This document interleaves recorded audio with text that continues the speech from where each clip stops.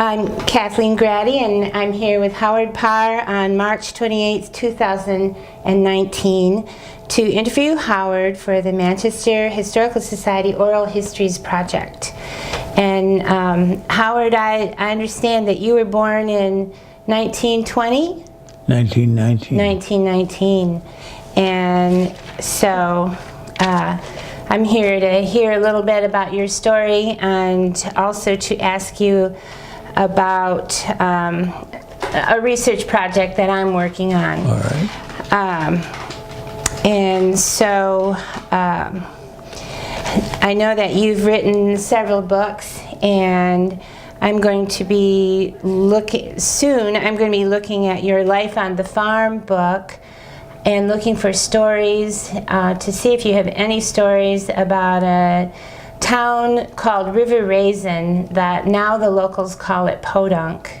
Mm-hmm. And I think you only lived there a couple years and you were very young, but do you have any stories about that time or about that town? Yes. River Raisin was a town on with the post office in the home that's still there of the Budnick family. The kids that run the tap,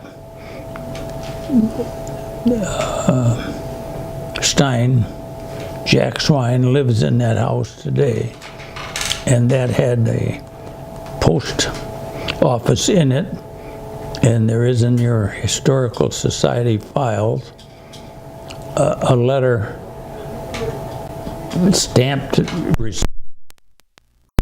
2 or 3 cent post. So there was a town there, and Frida Weidman, a girl that lived near there, told of having to go down there as a young gal to the post office, walk down several blocks from her house down there, and get mail that was coming up to be going out on the railroad. And it was a whistle stop there and a mail pickup stop, which was a lanyard hung out where the postal workers on the train could reach it, pull it on board, and they would throw off a mail sack with River Raisin, Clinton, and that area mail. And she would go up and meet the trains, take the mail up there, hang it up, signal the train that she had mail there, so they would slow a little bit. They didn't stop for that. If you were a passenger, you stood there, and then they stopped and you could get on. I was trying to picture where that was. Well, if you know where the Dice farm is, yes, Robert Dice, the railroad whistle stop was right near there. There's still a high point there, and that's where the railroad came through from Jackson to Adrian.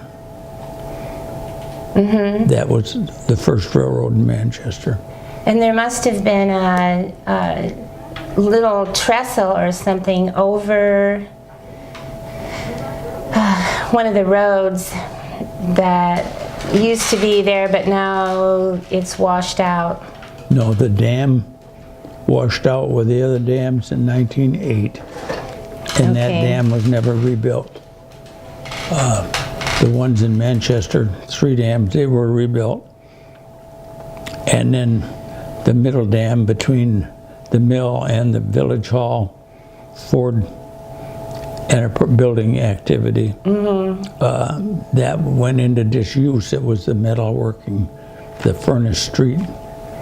That's the name left in Manchester.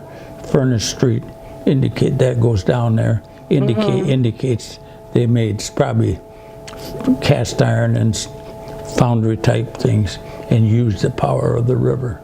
But I imagine as 1908 electricity was starting to come in, and that changed the whole thing. And so, Yeah.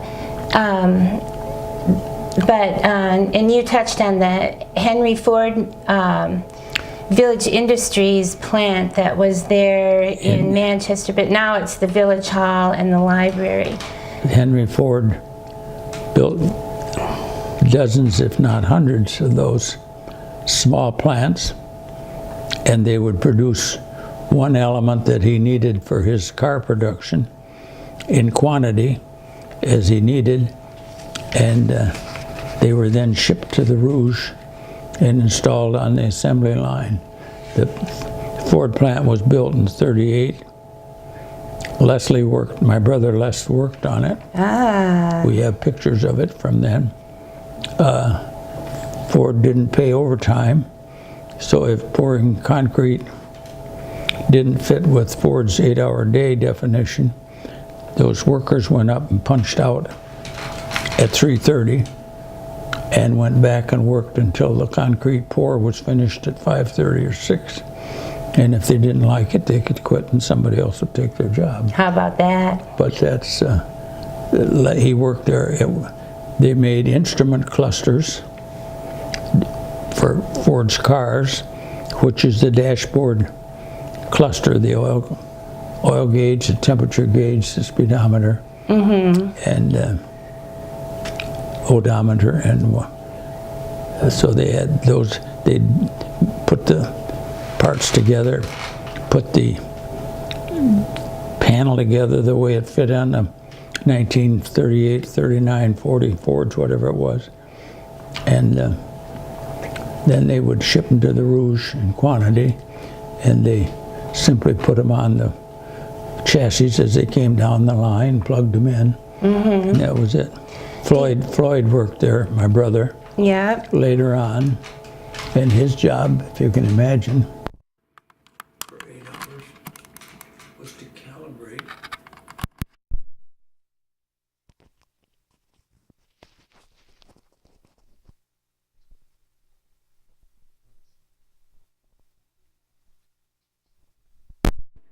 his job was to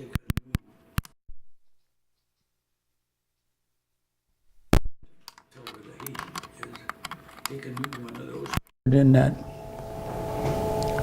hot boiling fluid and watch until the temperature got to boiling on the gauge in front of them, and then set the gauge there and take this out, and it was calibrated so when they put it in a Ford it would work. Isn't that? Somebody else did speedometer. During the war, after they quit making cars, it made rate of climb gauges for automotive parts. And of course, soon after the war, the mass production of the war signaled the demise of those small shops. They didn't do it that way anymore. The one in Sharon, for instance, wait a minute, before I get away from the Ford plant, Ford bought the Furnace Street Dam and the lower dam, combined the fall of the two and built a new dam and controlled the water. The old one was less powerful. There was a flour mill there too. Kingsley had the flour mill there. At the Furnace Street Dam? No, Kingsley had. Oh, at the dam there on. And the first light plant went in there. It used some water power, but it only ran for so many hours and then shut off. There wasn't enough water to run electricity all the time. So they'd start it up for church service and church lights on Sunday morning, and open the generator a little more when they turned on the lights in the organ at Emmanuel Church. The organ, wow. Well, the first story. So that was Ford's story, and he built the lake deep enough so that since right now they're uptown, they're moving out of that dam at Main Street they're moving all the silt that comes down from acres and acres in Manchester and Sharon townships. Everything from Sharon Mills, which was another mill up the stream, filled that one in town quickly, but there isn't enough silt between there, and so Ford's Lake has stayed very well. That's nice. The railroad had a bridge across that pond. Yeah, I remember it. That was the one that was coming up from down the river at River Raisin. Well, we're kind of hoping that we can find anybody that used to work at either one of those plants, so we can talk to them. And so far we found one person, but we're not sure if she's willing or able to talk to us yet. What? Somebody that my dad knows. No, I don't remember her name. There was some of the Rosie the Riveters. Tootie Armentrout worked there, but she's gone. Oh, yeah. Kaup moved there. Kaup, Eugene Kaup's wife. Oh. What the heck is her name? I think she died. And she hasn't been remembering too well, except that she did work there. Okay. Well, I don't know of others. Floyd worked there. My sister-in-law worked there. My wife worked there one summer. She taught school, but Ford would hire people in the summer to boost his production and whatever he was asked. Now I wanted to mention that up the river at Sharon, Ford bought the existing mill race from Kirkwood. He had a flouring mill and a sawmill up there. He took the sawmill to Greenfield Village, and he rebuilt the foundation, put in a powerhouse under the mill, and put in a generator instead of using direct river power like they did in Manchester at the flouring plant there. They never electrified that. I didn't realize that. It's just a wheel that gives you belt power, but not. No. But Ford put in a generator, but he didn't have enough water to run 24 hours a day either. So, and he always put commercial power in, so he had that. He had water power. He put in a steam plant to generate enough steam to run a generator all the time. And then often to back that up, he put in another generator that was run by V12, V8 motors. So he had 4 different kinds of power. And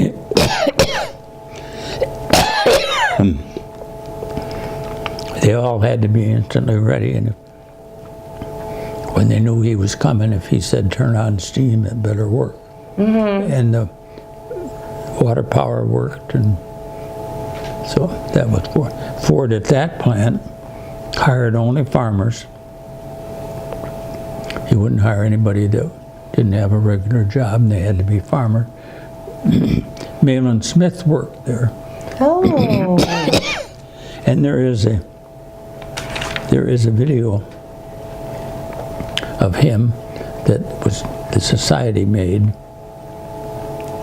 Historical Society made the video, and it's on file down at and Mahlon Smith is sitting in front of that working generator, talking to the gal that owned the mill then, and telling what he did when he worked there. That would show if you were having a show and tell. Yeah, And that's if you went up there and did it, you'd be in the same. See, the idea that Ford had, and he only made stoplight switches and cigar lighters. Ford wouldn't call them cigarette lighters because he didn't believe in cigarettes. Oh. So they were cigar lighters. And they made enough of them in the winter when they couldn't work the land to last him all year. Yeah. So they shipped them down to the Ford plant, and they went on the cars as they were ordered. But Malin Smith told about it, about working there, and he's the one we bought this Sharon Hollow house from his Ford. Oh, yeah. Ford bought land. In addition to his project up there, he bought land on each side of the river, a mile above dam and a mile below the dam. So he got all the land on the north side of Bethel Church. Not north side, south side of Bethel Church, the north side of Sharon Valley. He went all the way down to the next crossroad, Smith Road, I think it is. And then my house, this house, was a farm along the north side, above the dam. Louis Grossman had lived there, and so that's why he bought it. Didn't want to use the fields or anything the way it was set up. He tore all the fences out on the farms he made, created the large fields that would work with tractors and combines instead of horses. And he didn't raise production facility, and he tried to run farms with 8-hour days. Well, if you start farming at 7 o'clock, by 3:30 you're just nicely getting good hand weather, but he raised soybeans that were processed by George Washington Carver to make plastic bakelite and paint for his cars. And he raised those. He also got involved in the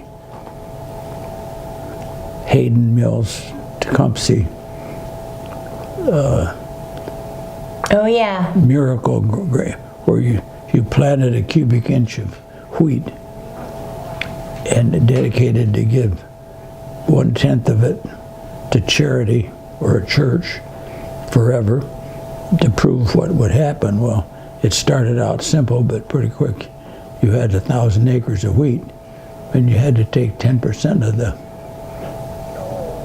produced wheat and plant it the next year. And he was scratching to find wheat. So some of those days Floyd cut wheat up there.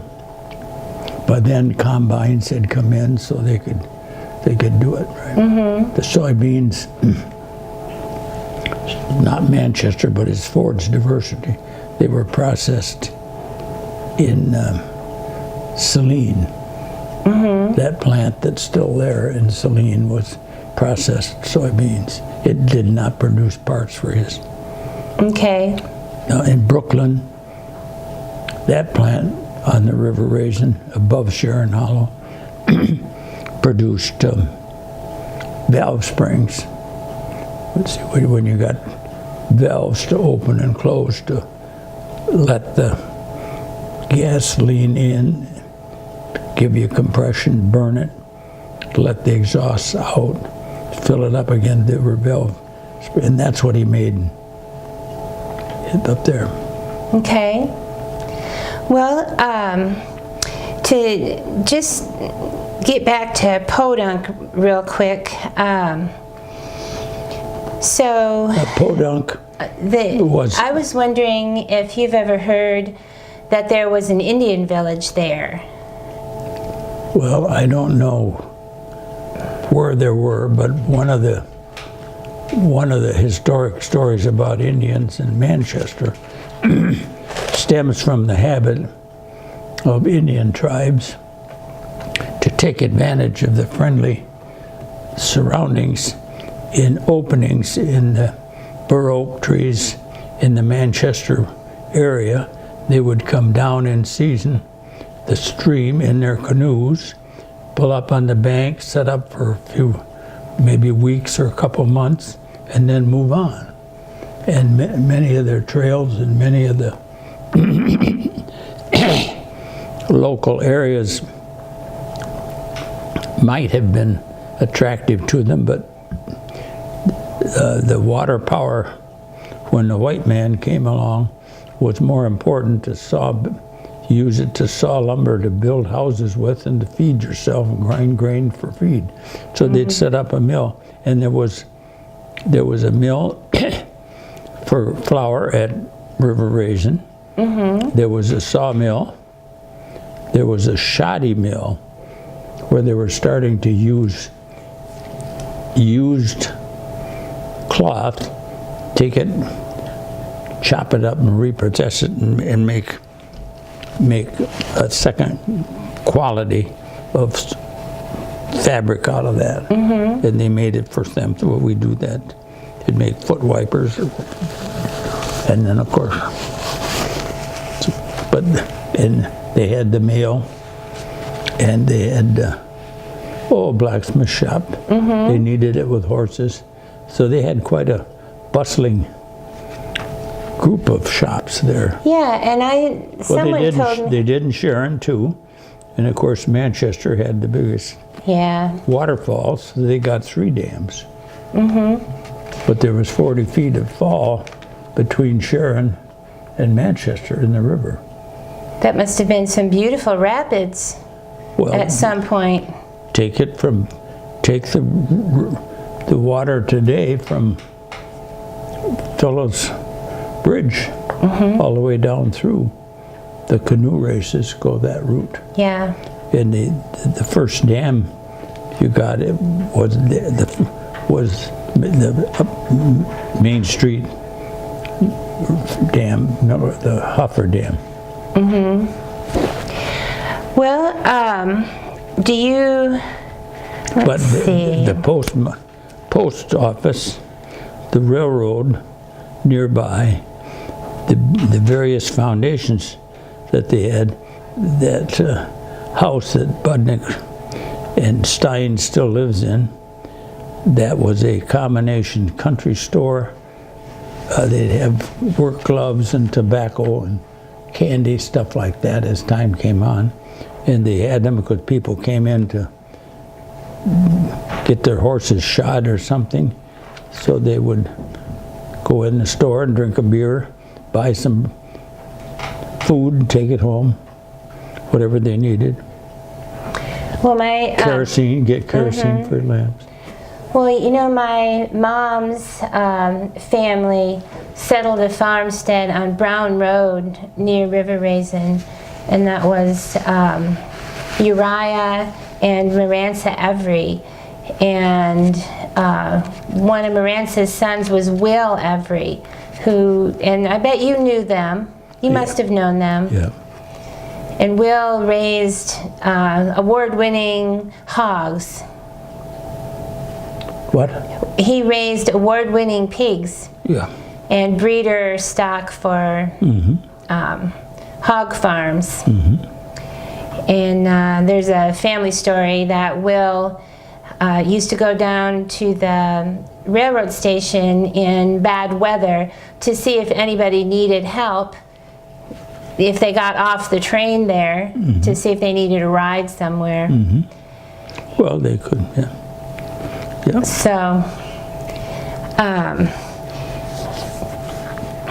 let's see. So do you have any stories, do you remember any stories about anything at all that your grandparents told you? So you know how stories can go all the way back. So I've heard stories from my dad, stories that his grandfather told. And so that's one of the things that I think is so lovely that... Well, we heard a lot of stories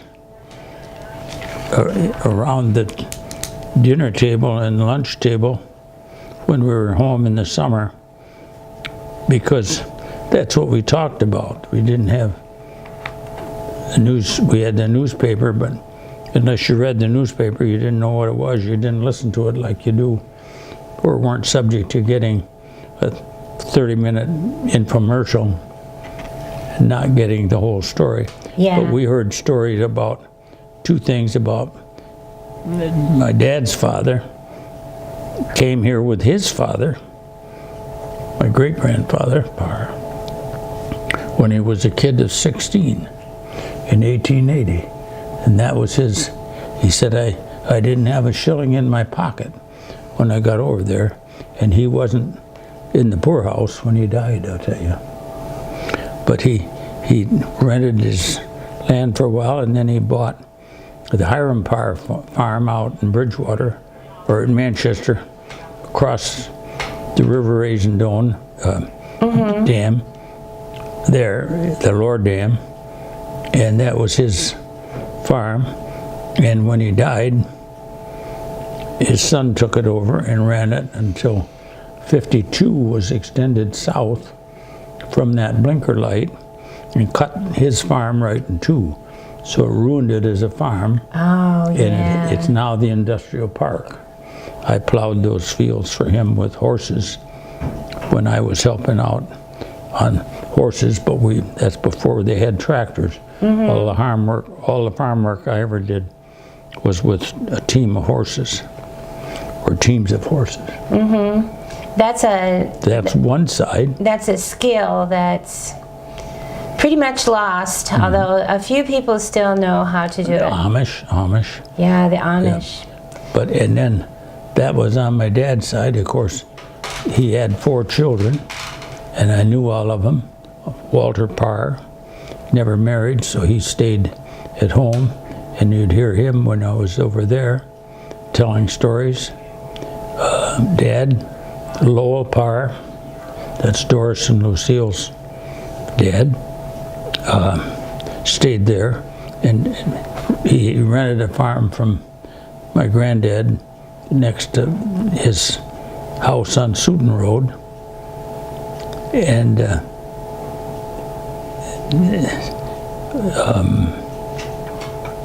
he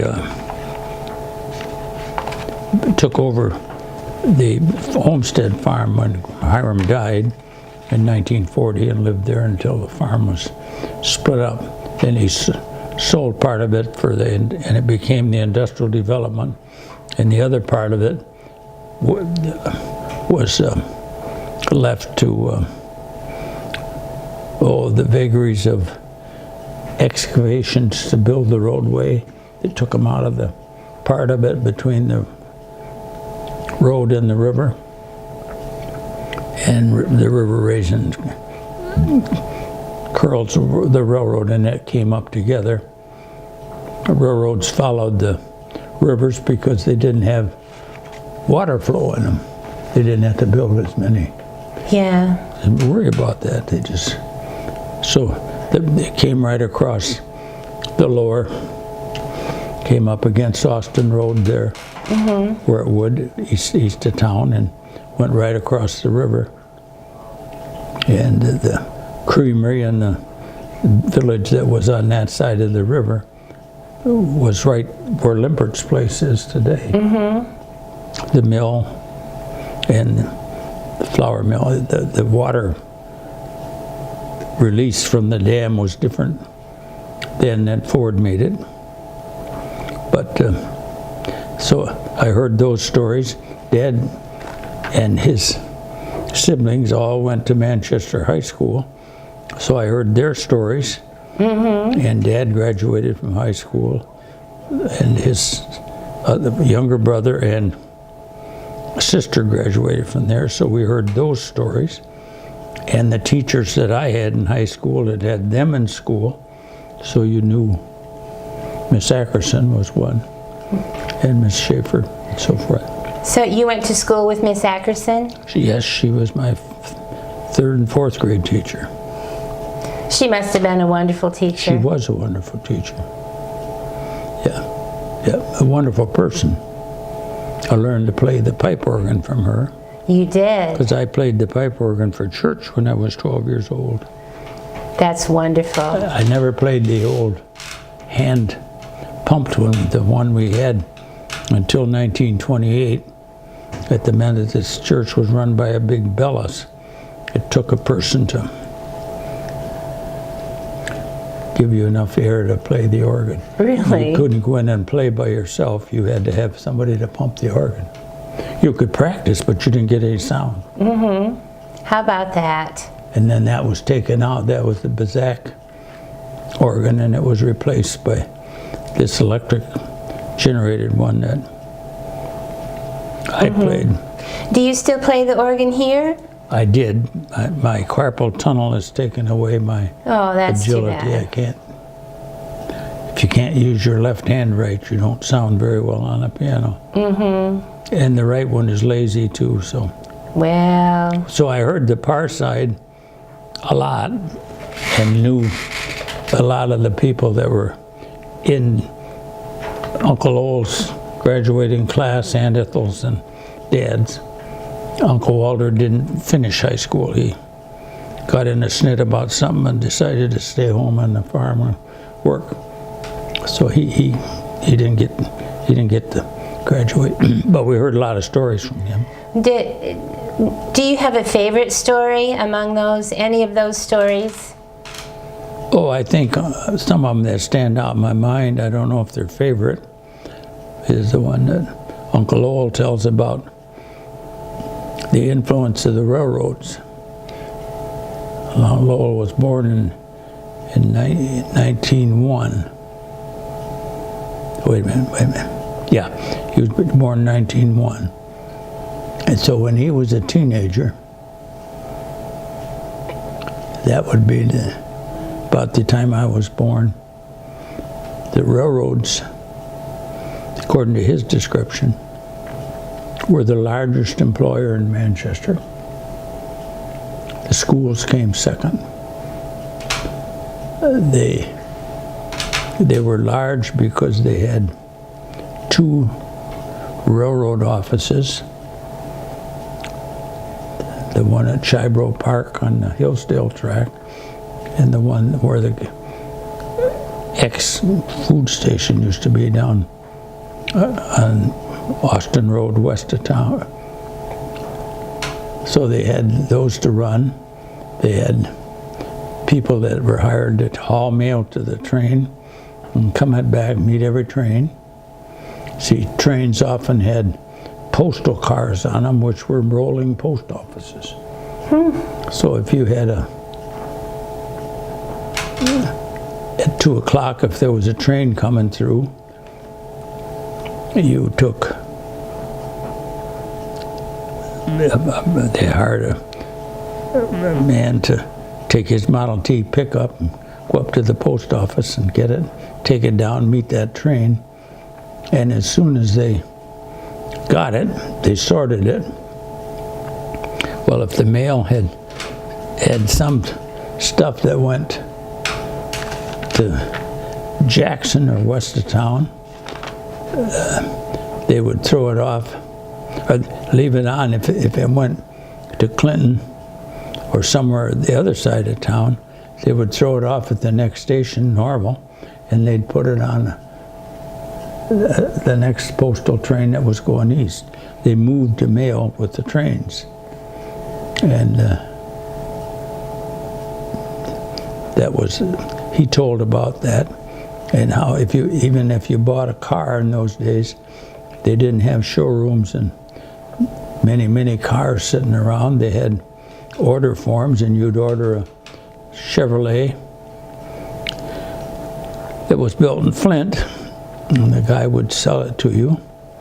He would get on the train at night, go to Jackson, and then Durand, stay overnight in Durand, go over to the Chevrolet plant the next day when the car was done, pick up and check the car and sign for it and bring it back. So it took 2 days to get a car back. How about that? Or how he trained. He would go down the other way on the one that went by River Raisin, take that train down to Adrian and others to get down into Ohio, where he had relatives and his grandmother lived down there. And so he would go down there and ride the railroad. Those stories of his were always fascinating stories. And some of those are written up in the railroad section of the Historical Society too. Okay, great. I know you've been, were you the first Did you help start the Historical Society? Do I understand that right? No. No? It was started in Liz Grossman and Walton, Mrs. Ann's mother, and those gals started it, incorporated it in '76, and Liz was the first chairman, and we retired in '77, joined of course right away. And I'm not a charter member, but I don't miss it by very many months. Mm-hmm. But then I took over from her and finished up negotiations to get the blacksmith shop from Limpert, mm-hmm. and start living under that constitution that we had. Mm-hmm. Yeah. Hi. Hi. How you doing?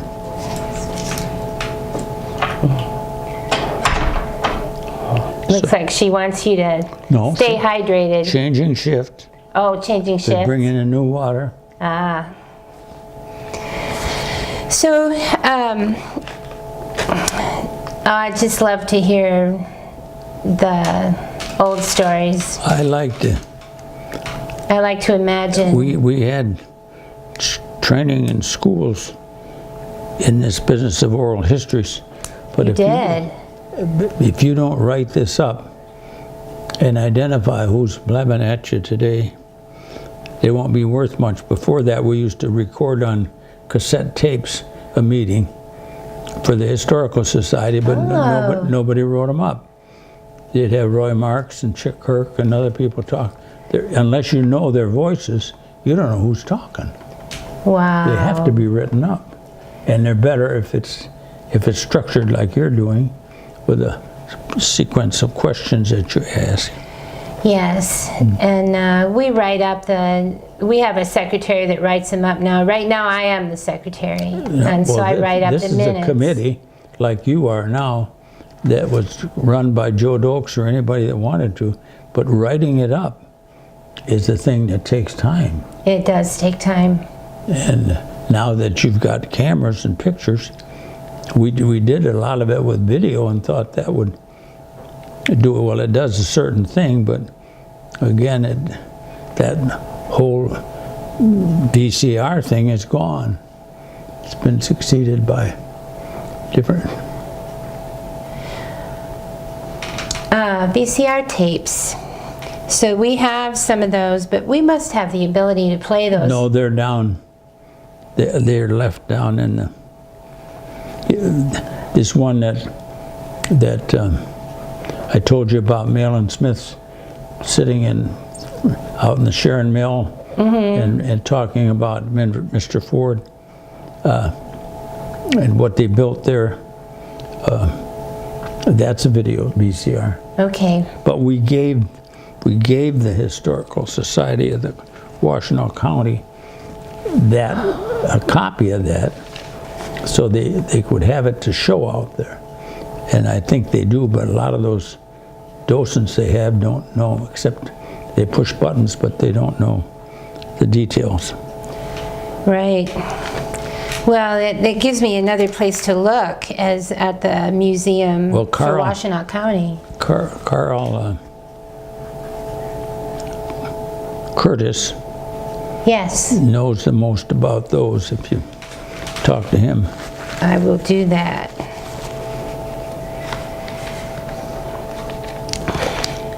So,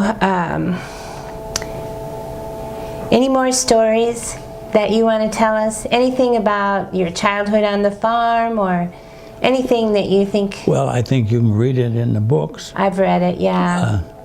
I have some things that I haven't finished, maybe. But my mother saved everything about me, having lost her first son at 19 with cancer. I read about that in my grandmother's diary, in Lucy Reno, Feldkamp's diary. She wrote about that. And, So that affected everyone because Well, she was very well my mother loved. saved everything.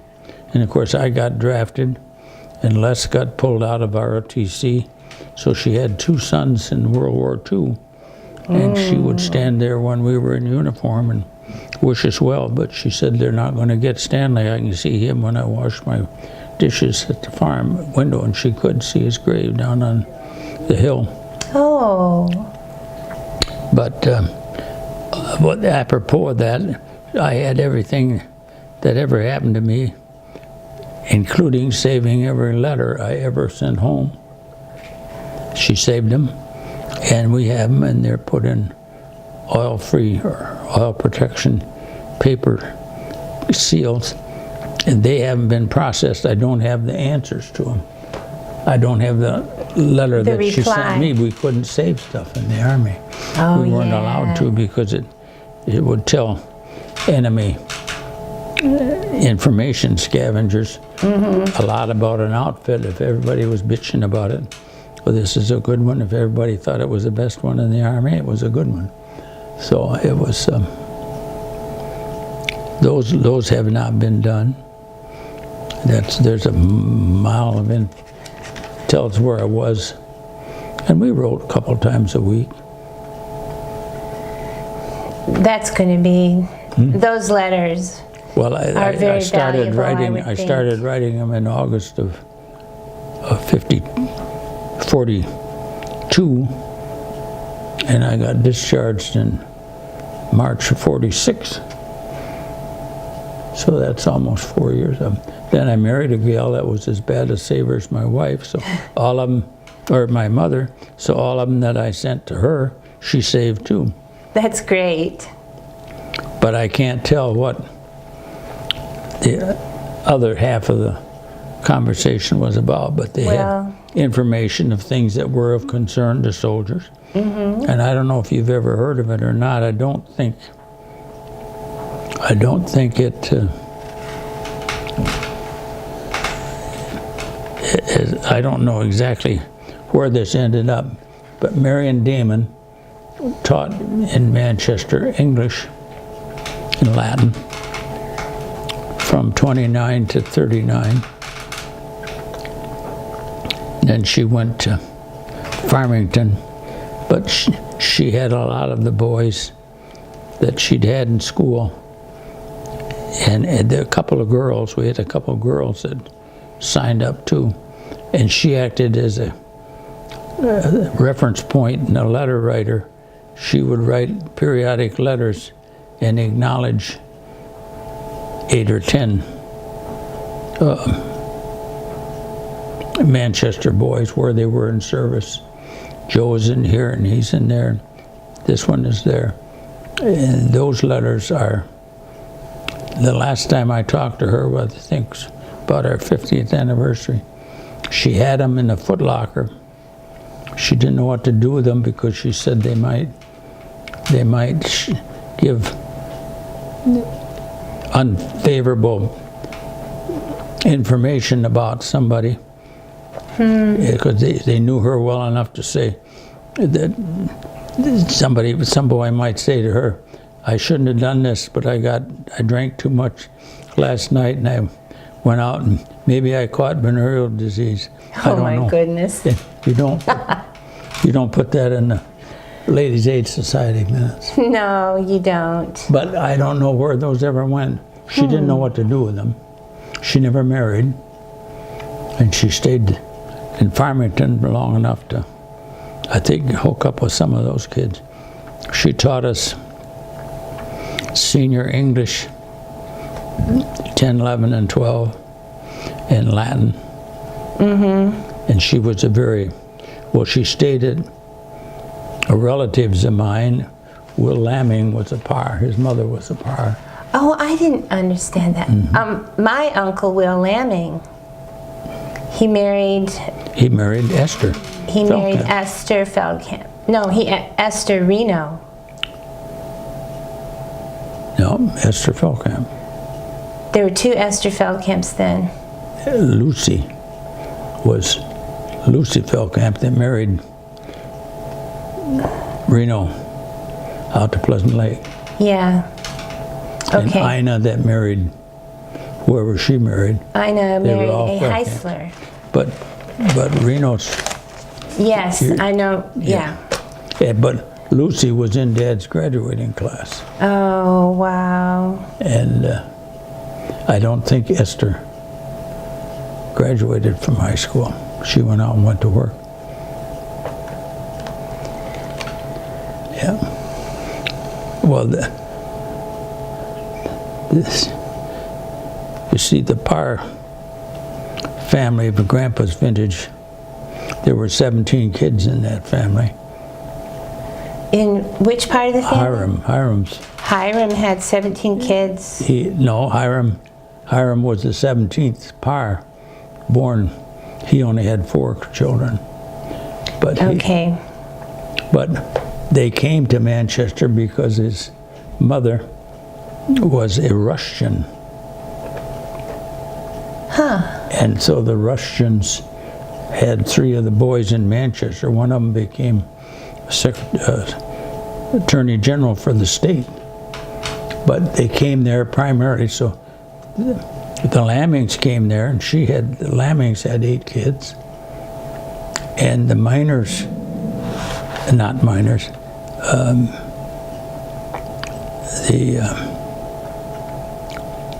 it's Hiram. And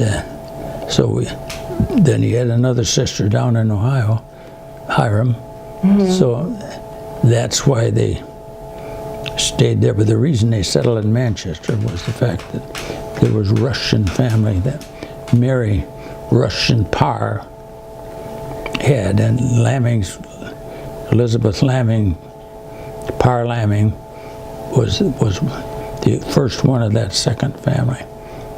Yeah, the first wife died, and I think of grief. There was a fire, and one of her boys was killed, and she died of grief, I think. But he married again and had 8 more. Wow. And a lot of the rest of them went to Charlotte, and there's a lot of Parrs up there. Grandpa had several brothers, 4 or 5 brothers that went up there. It's a beautiful area. Mm-hmm. Well, maybe we've taken up enough of your time. Well, are you cutting me off yet? I want to